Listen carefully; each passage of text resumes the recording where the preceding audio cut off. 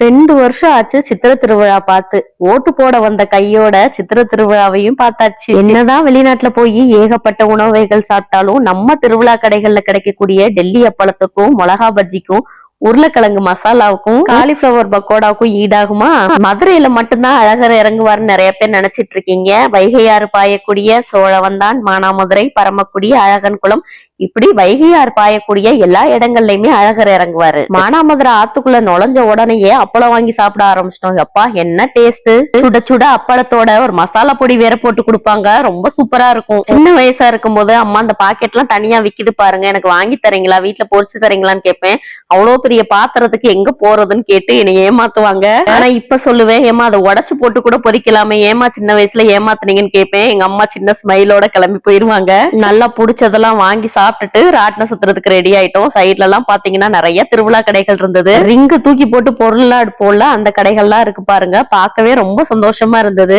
ஒரு வழியா ராட்டினம் சுத்துற இடத்துக்கு வந்துட்டு டிக்கெட்டுமே வாங்கியாச்சு. டிக்கெட்டை பார்த்தா ஒரு ஆளுக்கு 80 ரூபான்னு போட்டுருந்துச்சு. என்னடா இவ்வளவு காஸ்ட்லியா இருக்கு அப்படின்னு யோசிக்கும் போது சரி ஓகே, அவங்க அந்த திருவிழா காலங்கள்ல சம்பாதிச்சாதான் அப்படின்ற மாதிரி நினைச்சிட்டு ராட்டினத்துல ஏறிட்டோம். எந்த ராட்டினத்துல ஏறுறோமோ இல்லையோ, இந்த கொலம்பஸ்ல ஏறி அந்த பின்னாடி சீட்ல உட்காந்தாதான் மனசுக்கே நிம்மதியாவும் சந்தோஷமாவும் இருக்கும். இப்படி ராட்டினத்துல ஏறிட்டு எந்த சைடு உட்கார்ந்து இருக்கோமோ அதுக்கு ஆப்போசிட் சைட்ல அம்மாவையும் அப்பாவையும் கீழே நிக்க சொல்லுவோம். ராட்டினம் ஸ்டார்ட் பண்ண உடனே அம்மா அப்பாவை பார்த்து கையசைச்சு சிரிக்கிறது அப்படி ஒரு சந்தோஷமா இருக்கும்.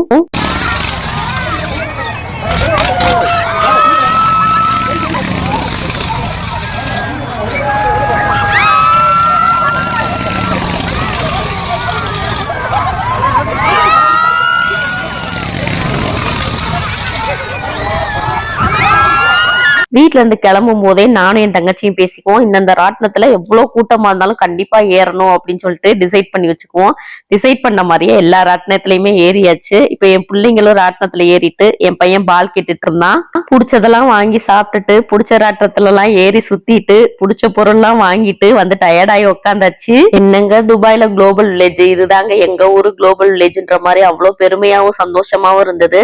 யாருக்கெல்லாம் இந்த மாதிரி திருவிழா பிடிக்கும், திருவிழா கடைகள்ல சாப்பிட பிடிக்குங்கிறத மறக்காம கமெண்ட்ல சொல்லிட்டு போங்க. எங்க அம்மாவுக்கு என்னன்னு தெரியல, இந்த திருவிழா கடைகள் எல்லாம் பார்த்துட்டு இந்த பால் எல்லாம் பார்க்கவும் சின்ன பிள்ளையாவே மாறி ரோட்லயே நின்று விளையாட ஆரம்பிச்சிட்டாங்க.